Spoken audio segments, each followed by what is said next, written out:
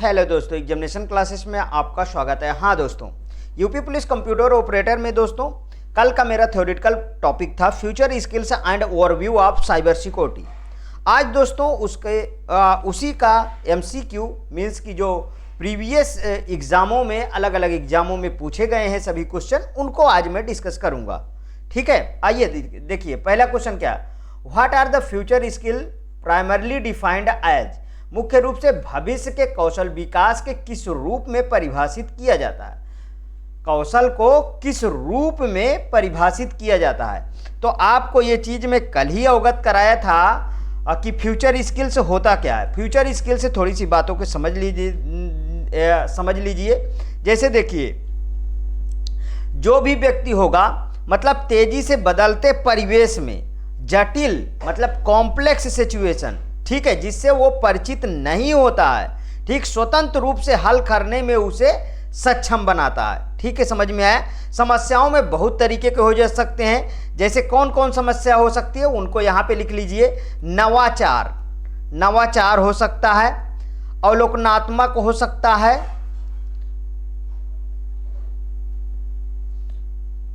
हो सकता है, आलोचनात्मक हो सकता है, ठीक है, आलोचनात्मक हो सकता है, ठीक है, आलोचनात्मक हो सकता है, आलोचनात्मक सोच, ठीक, रचनात्मक हो सकता है, रचनात्मक मतलब रचनात्मकता, ठीक है, डिजिटल साक्षरता हो सकता है,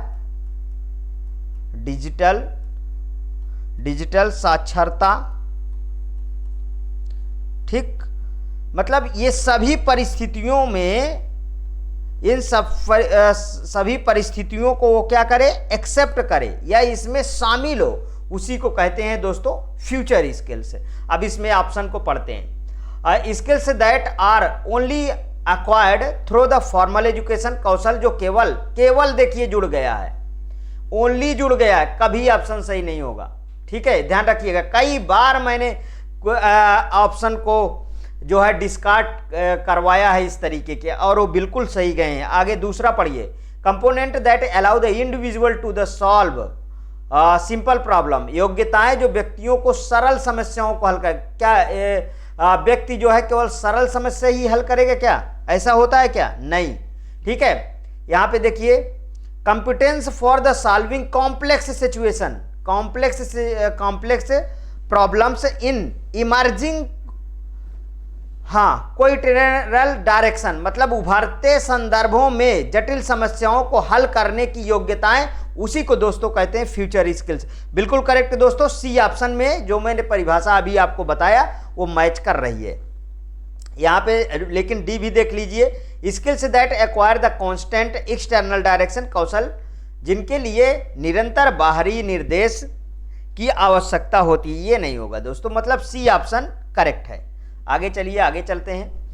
match the common cyber security attack list first with their match second, ठीक है, सामान्य साइबर सुरक्षा हमलों को उनके तरीकों से मिलान करिए। अच्छा क्वेश्चन है। फिशिंग क्या है? फिशिंग क्या है ये समझिए पहले। फिशिंग देखिए, फिशिंग होता क्या है, पहले वाले का ऑप्शन पढ़िए। पहले इधर फिशिंग पे आप ध्यान देना है, फिशिंग में जो मैच करेगा उसे पहले मिला लेंगे। Interpreting communication between the two parties, दो पक्षों के बीच संचार को बाधित करना, नहीं है, बिल्कुल नहीं होगा। Sending deceptive email to steal credential, कल मैंने ये चीज बताया है, क्रेडेंशियल चुराने के लिए भ्रामक ईमेल करना, समझ में आया? मतलब कि पहले का क्या हो गया, पहले का दूसरा हो गया। एसक्यूएल इंजेक्शन क्या है? एसक्यूएल इंजेक्शन में देखिए पहला वाला तो होगा नहीं, वो कम्युनिकेशन से है, तो नीचे ही आप पढ़िए। एक्सप्लॉइटिंग डाटाबेस वल्नरेबिलिटी, मतलब डेटाबेस की वल्नरेबिलिटी का फायदा उठाना, बिल्कुल करेक्ट है दोस्तों, दूसरे का तीसरा है। ठीक है, एसक्यूएल इंजेक्शन डेटाबेस की वल्नरेबिलिटी का फायदा उठाना एसक्यूएल इंजेक्शन कहलाता है। अब सी का देखिए, रैनसमवेयर के बारे में बताया हूं, ठीक। रैनसमवेयर में इनक्रिप्टेड डाटा डिमांडिंग पेमेंट, मतलब डेटा एनक्रिप्ट करना और भुगतान की मांग करना। बिल्कुल करेक्ट दोस्तों, मतलब डी ऑप्शन सही है। तो फिर man in the middle, man in the middle मतलब दो पक्षों के बीच संचार बाधित करना, यही है दोस्तों पहले चौथे का फिर पहला हो जाएगा। यहाँ पे अब ऑप्शन पे चलते हैं, ऑप्शन को मिलान करते हैं। देखिए यहाँ ऑप्शन दिया हुआ है, ए का फर्स्ट नहीं, हमने ए का तो सेकंड लगाया है, ये तो तीनों ऑप्शन इसमें नहीं मिल रहे हैं। आगे देखिए आगे कौन सा है, ये यहाँ है दोस्तों, ए का सेकंड, बी का थर्ड, सी का फोर्थ और डी का फिफ्थ। ठीक है, डी ऑप्शन बिल्कुल करेक्ट है। आगे चलते हैं। डीडॉस, डीडॉस कल डिस्कस किए। DDoS attacks are a common cyber security threat on the www। What is the primary mechanism behind such attack. DDoS हमले www पर एक आम साइबर सुरक्षा खतरा है। ऐसे हमलों के पीछे प्राथमिक तंत्र क्या है? ऐसे हमलों के पीछे प्राथमिक तंत्र क्या होगा भैया बताएं। यहाँ पे आप देखिए, पहली बात तो डीडॉस का फुल फॉर्म लिख लीजिए, नहीं तो बार बार ये परेशान करेगा और समझने नहीं देगा क्वेश्चन के ऑप्शन को। यहाँ पे देखिए डीडॉस का फुल फॉर्म है डिस्ट्रीब्यूटेड डेनियल ऑफ सर्विस। ठीक है, डिस्ट्रीब्यूटेड डेनियल ऑफ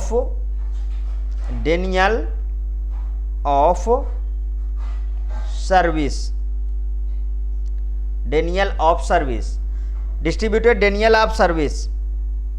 अब इसमें होता क्या है इसको थोड़ा समझ लीजिए। डीडॉस में देखिए हमलावर एक ही समय पर कई कंप्यूटर या डिवाइसेस से किसी एक सर्वर, वेबसाइट या नेटवर्क पर अत्यधिक ट्रैफिक भेजता है। कल बात कर रहे थे इसका ना, अत्यधिक क्या भेजता है, अत्यधिक ट्रैफिक भेजता है। ठीक है, ट्रैफिक भेजता है। इसका उद्देश्य सिस्टम को इतना व्यस्त कर देना होता है, ठीक है, कि वह जो है, जो मतलब कि ऑथेंटिक यूजर है, उसके लिए पहुंच से बाहर हो जाए। समझ में आया ना? ठीक, अब आगे ऑप्शन पढ़ते हैं। सबका पहले मैं बता दूंगा डिफिनीशन क्या होता है, उसके बाद ऑप्शन पढ़िएगा। ठीक, breaching user authentication protocol to gain unauthorised access, मतलब अनधिकृत पहुंच प्राप्त करने के लिए उपयोगकर्ता प्रमाणीकरण प्रोटोकॉल। नहीं दोस्तों, ये नहीं होगा। ठीक है, tampering with the hardware configuration of network devices, network उपकरणों के हार्डवेयर कॉन्फ़िगरेशन के साथ छेड़छाड़ करना, बिल्कुल नहीं। एक्सप्लॉइटिंग वल्नरेबिलिटीज इन इनक्रिप्टेड कम्युनिकेशन चैनल ना, इनक्रिप्टेड संचार चैनल में कमजोरियों को फायदा उठाना।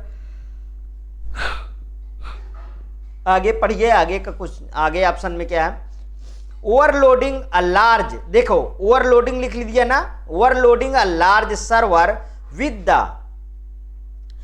The excessive traffic from multiple sources, मतलब कई स्रोतों से अत्यधिक ट्रैफिक के साथ एक लक्ष्य सर्वर को ओवरलोड करना।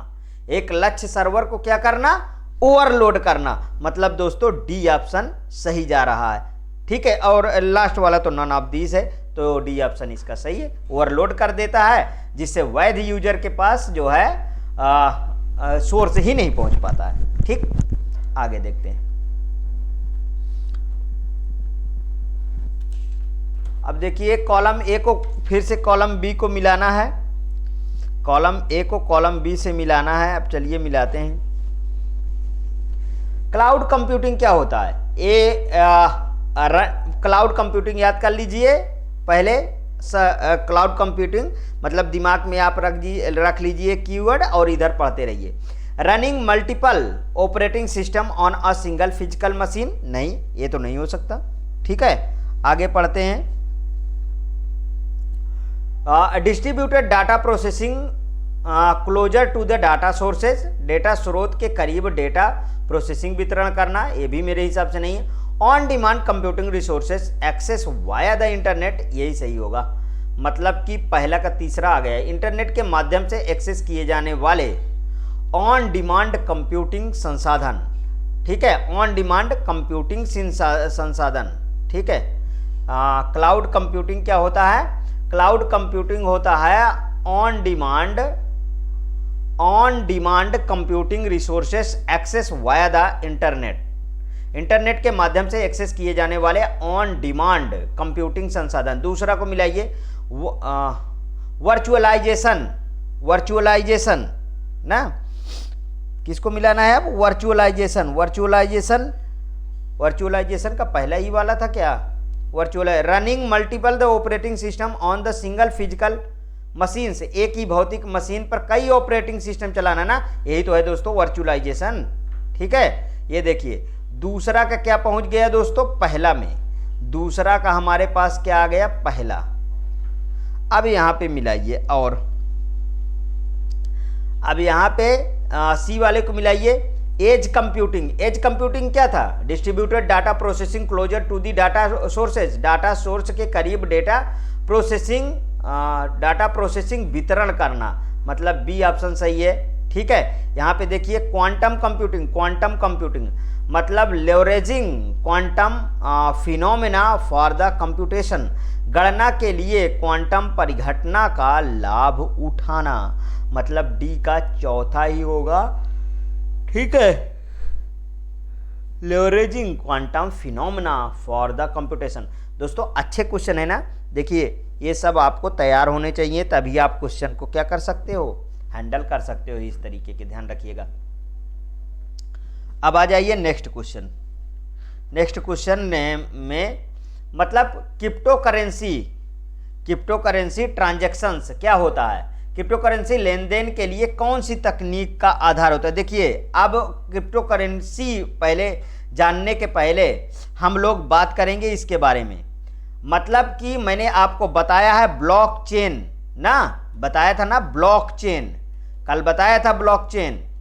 ठीक है, ब्लॉकचेन क्या होता है, ब्लॉकचेन एक डिस्ट्रीब्यूटेड ना, डिस्ट्रीब्यूटेड टेक्नोलॉजी है, मतलब क्रिप्टो करेंसी के लेन देन को रिकॉर्ड, मैंने क्या क्या बोल रहा हूं उसको ध्यान रखिएगा, रिकॉर्ड, रिकॉर्ड वेरिफिकेशन,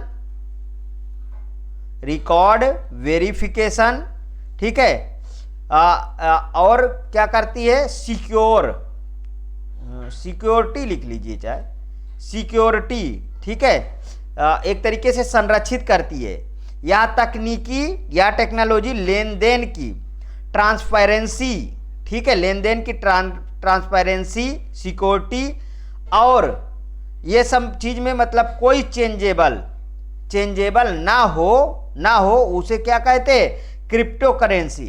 ठीक है, क्रिप्टो करेंसी कहते हैं, मतलब बिटकॉइन और एथेरियम ब्लॉकचेन टेक्नोलॉजी का उपयोग करके काम करती है। यहाँ पे मैं क्रिप्टो करेंसी क्या क्या किसको लेती है लिख देता हूँ, बिटकॉइन,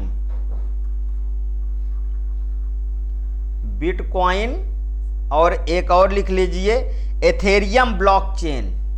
ठीक है, Ethereum blockchain, Ethereum blockchain, Ethereum blockchain technology का ये यूज करती है। ठीक है, तो अब इसमें देख लीजिए ऑप्शन में आईओटी है, बिग डाटा है, क्लाउड कंप्यूटिंग है, ब्लॉकचेन, ये देखिए डी ऑप्शन। ठीक है, समझ में आया, आगे देखते हैं नेक्स्ट क्वेश्चन।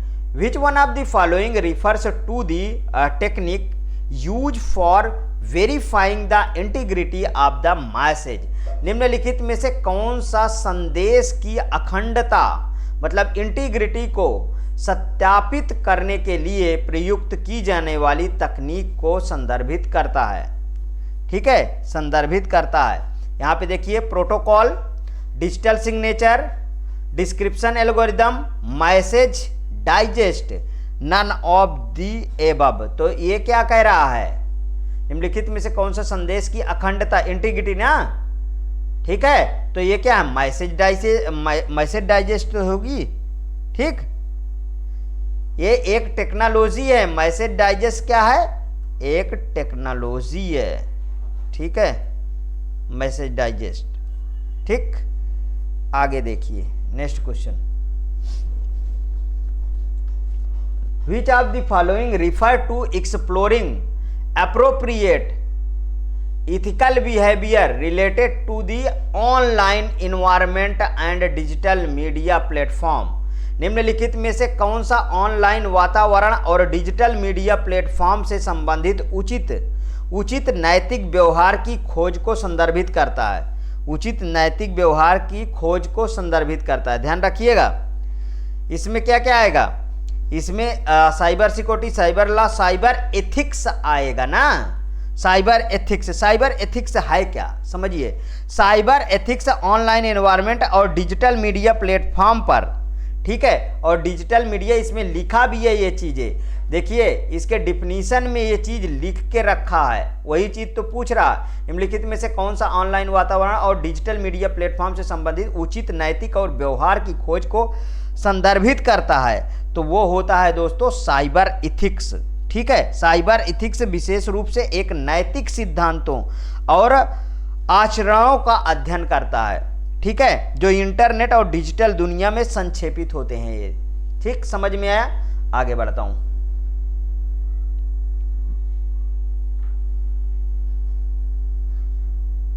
ये क्या है, आधा कट गया क्या? निम्नलिखित में से कौन सा कंप्यूटर खतरे का एक वर्ग है? तो इसकी इंग्लिश लग रहा है पूरी नहीं लिखी गई, मैं लिख देता हूं, लिख लीजिए, इसी को ट्रांसलेट करके लिख देता हूं। Which of the following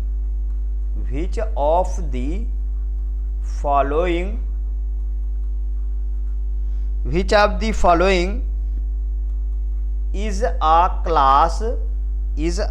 class of computer ना, क्लास ऑफ कंप्यूटर थ्रेट। निम्नलिखित में से कौन सा कंप्यूटर खतरे का एक वर्ग है ना, निम्नलिखित में से कौन सा कंप्यूटर खतरे का एक वर्ग है? तो इसमें डॉस होगा ना, डॉस अटैक। ठीक है, डॉस अटैक क्या है भैया? Daniel of service. ठीक है, डेनियल ऑफ, इसका फुल फॉर्म लिख लीजिए, यहां लिख देता हूं, डेनियल ऑफ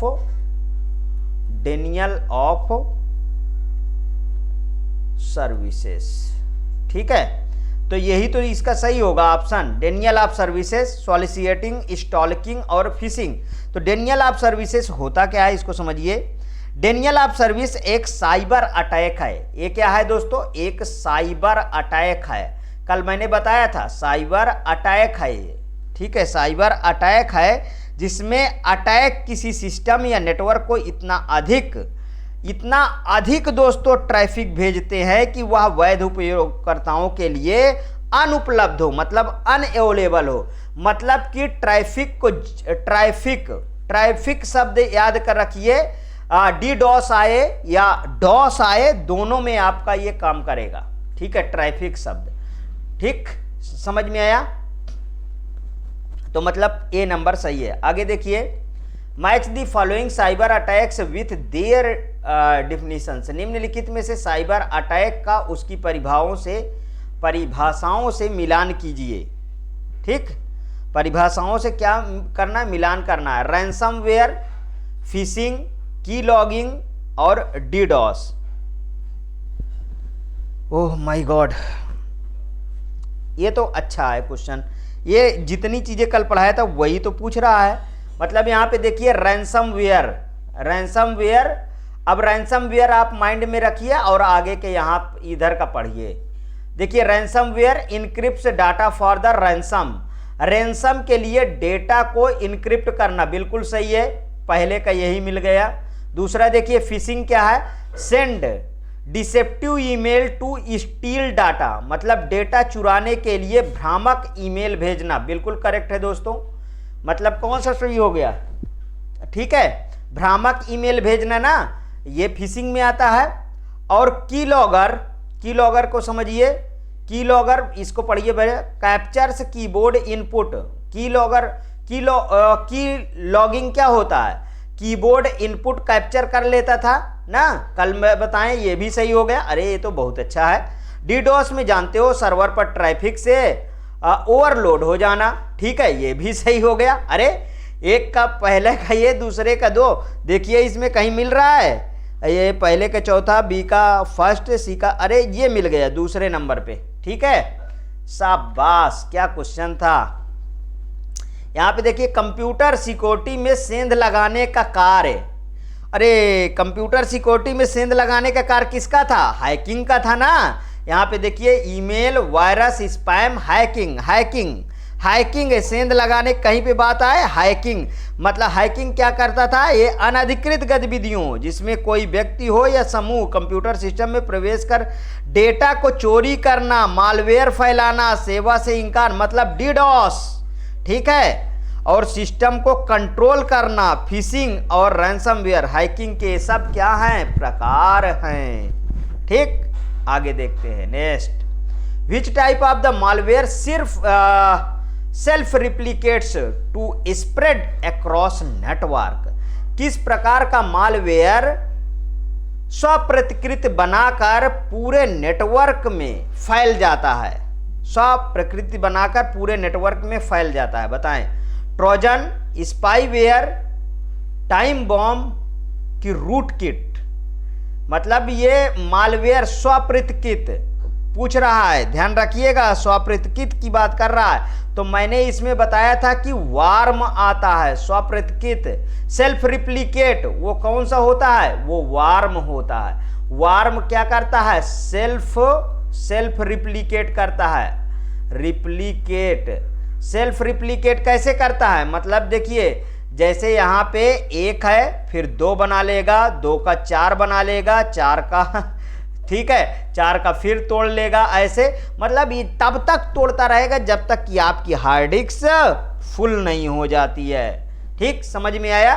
तो इसका कौन सा होगा, देखिए ना ट्रोजन होगा, ना स्पाईवेयर, टाइम बॉम्ब, इसका रूट किट भी नहीं, इसमें तो कोई नहीं मिला। ई ऑप्शन सही है बाबू, ठीक है, सॉरी बाबू नहीं, ई ऑप्शन सही है फ्रेंड, मेरी एक वर्ड गलत हो गया है, ठीक है, उसको माफ करिएगा, बाबू साबू कुछ नहीं चलेगा, प्रोफेशनल रहिए। ठीक, यहां पे देखिए ट्रोजन क्या है, ट्रोजन यह स्वप्रतिलिप्त कोई नहीं है बनाता है, बल्कि यह खुद को वैध प्रोग्राम के रूप में प्रयुक्त करता है। ठीक है, कि मैं ही हूं मैं। स्पाईवेयर क्या करता है, यह भी स्वयं को कॉपी नहीं करता, यूजर की जानकारी को यह क्या करता है, चुराता है, यूजर की जानकारी को चुराता है। समझ में आया।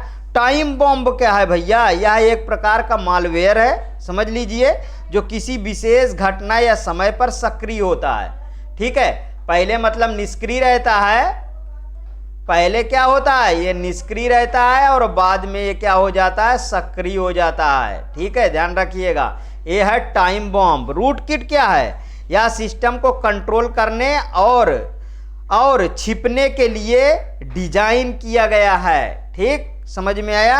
अब देखिए इस तरीके के सारे ऑप्शन आपको पता होने चाहिए, तभी आप इस तरीके के क्वेश्चन को हैंडल कर सकते हो, ये बात को याद रखना। और सेल्फ रिप्लिकेट वार्म करता है, ये बात को याद रखना। यहां पे देखिए the first computer virus is called, वाह क्या बात है, आई लव यू कि क्रीपर, बताएं। अरे भैया आई लव यू नहीं है, क्रीपर है, ध्यान रखिएगा। क्रीपर कब, इसकी डिटेल लिखिए क्रीपर की। देखिए 1971, ठीक है, में बॉब, एक व्यक्ति थे बॉब थॉमस द्वारा इसे डेवलप्ड किया गया था। इसे प्रथम कंप्यूटर वायरस कहा जाता है। यह अर्पानेट, ध्यान रखिएगा, यह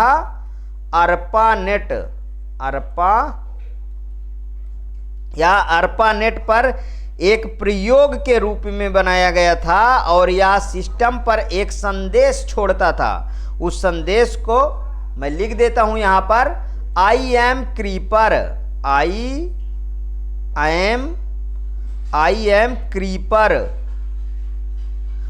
एम क्रीपर, ठीक है, कैच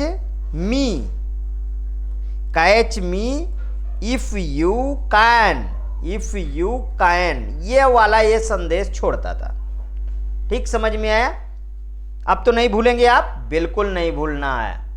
यहां पे देखिए next question, which of the following encryption method is employed in RSA, निम्नलिखित में से कौन सी इनक्रिप्शन विधि आरएसए में कार्यरत है, आरएसए में कार्यरत है। ठीक, पब्लिक की है, सिमेट्रिक की है, कि वेक्टर ऑफ इनिशियलाइजेशन है, कि प्राइवेट की है, कौन सा सही है। तो दोस्तों ये है पब्लिक की, ये है क्या, पब्लिक की। देखिए इसमें क्या किया जाता है, इसमें डेटा को इनक्रिप्ट किया जाता है, डेटा को इनक्रिप्ट किया जाता है। डेटा को इनक्रिप्ट करने के लिए हम पब्लिक की का उपयोग करते हैं और डिक्रिप्ट करने के लिए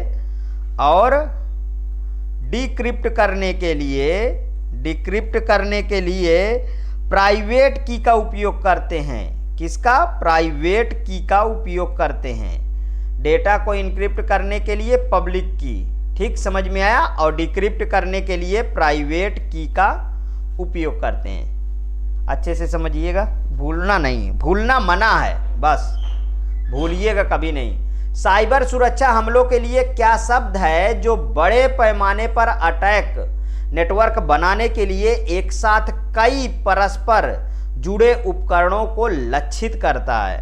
ठीक है, zero day attack, DDoS attack, spear phishing attack की बॉटनेट अटैक। मस्त है ना क्वेश्चन? कौन सा है बताइए? तो इसका है दोस्तों बॉटनेट अटैक।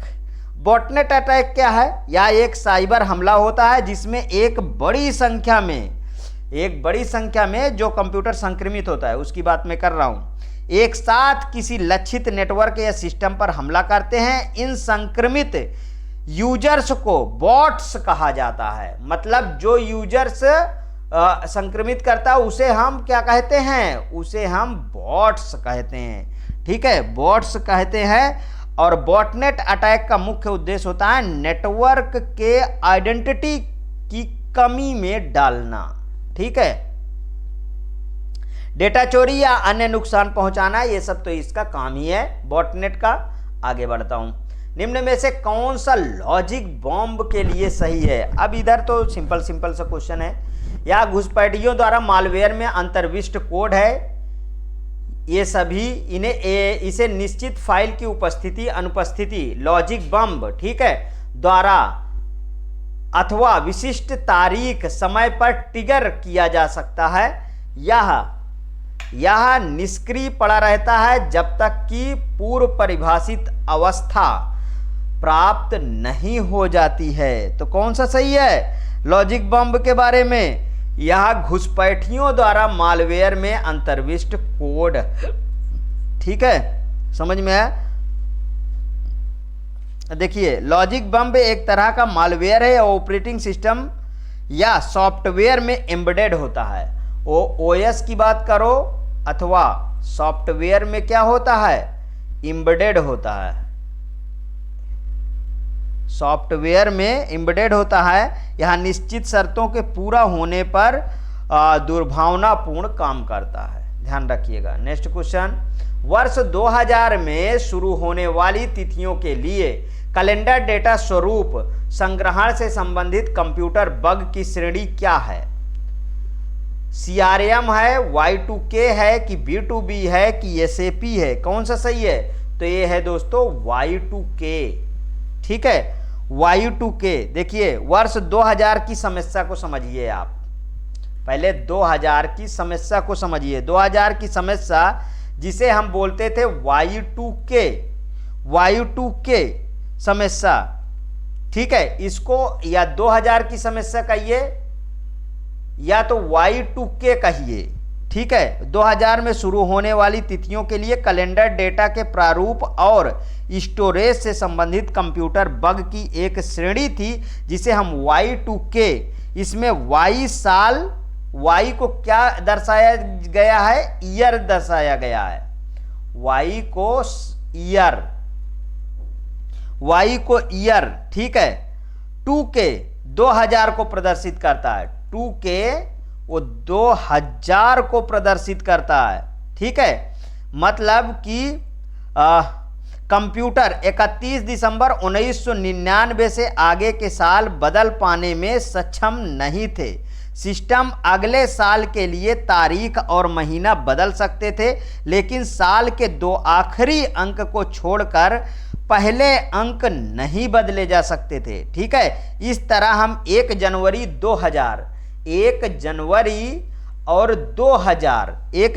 2000 को कंप्यूटरों में दिखने वाली तारीख, मतलब 1/1/1900 एक 1900 ही रहती थी। ठीक है, इस तरह समय काल 100 वर्ष पूर्व का दिखता नहीं। इस कारण से हम Y2K बग को मिलेनियम बग भी कहा जाता है, जो कि एक प्रकार का कंप्यूटर कोडिंग की खराबी थी। समझ में आया?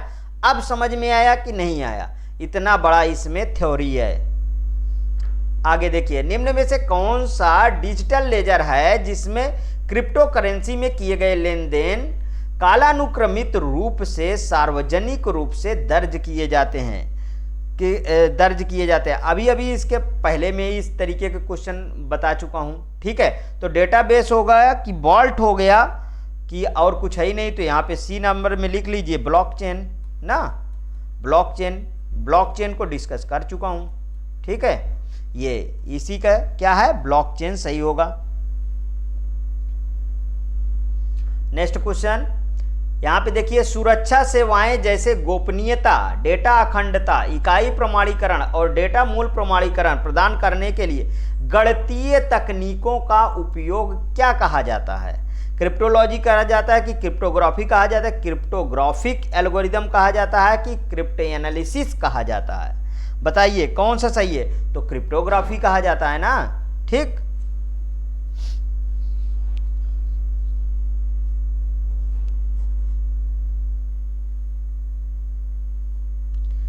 आगे नेक्स्ट क्वेश्चन देखिए, वायरस एक ऐसा प्रोग्राम है जिसे कंप्यूटर के सामान्य कागजात में हस्तक्षेप करने के लिए बनाया गया है।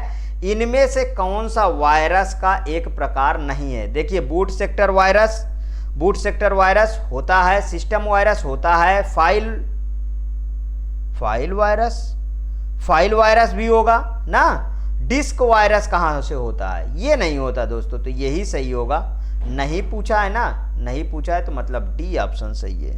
ठीक है, नेक्स्ट क्वेश्चन, कंप्यूटर वायरस है एक ऐसा प्रोग्राम जो स्वयं की प्रतिलिपियां बना सके, ऐसा वायरस जो मनुष्य के स्वास्थ्य को प्रभावित करे। उपरोक्त दोनों, ये कैसा पूछ लिया गया है? अरे भैया, मनुष्य इसमें कहां से आ गया? इसमें हम कंप्यूटर की बात करेंगे बस। एक ऐसा कंप्यूटर प्रोग्राम जो स्वयं की प्रतिलिपियां बना सके। ठीक है, ये ऑप्शन सही है। कंप्यूटर की भाषा में बग क्या है? बग मतलब इरर। ठीक है, बग मतलब क्या होता है दोस्तों? इरर, याद कर लीजिए। और डीबग एक होता है, डीबग मतलब इरर फ्री। ठीक है, डीबग मतलब इरर फ्री। ठीक है, मतलब इरर मुक्त। समझ में आया? तो ये क्या है भैया? इसमें देखिए, कंप्यूटर की भाषा में बग क्या है? कंप्यूटर वायरस है, कंप्यूटर एरर, ये आ गया। देखिए, कंप्यूटर एरर, डिजाइन बनाना, कंप्यूटर डाटा नहीं। मजा आया दोस्तों? ये रहा आज का सेट, आपका मैं कंप्लीट कर दिया। यदि आपको अच्छा लगे तो प्लीज़ और प्लीज़ मेरे एग्जामिनेशन चैनल को आप सब्सक्राइब करिए, वीडियो को लाइक करिए, ज़्यादा से ज़्यादा दोस्तों में शेयर करिए, अपनी प्रतिक्रिया कमेंट बॉक्स में जरूर प्रस्तुत कीजिए। ओके दोस्तों, थैंक यू।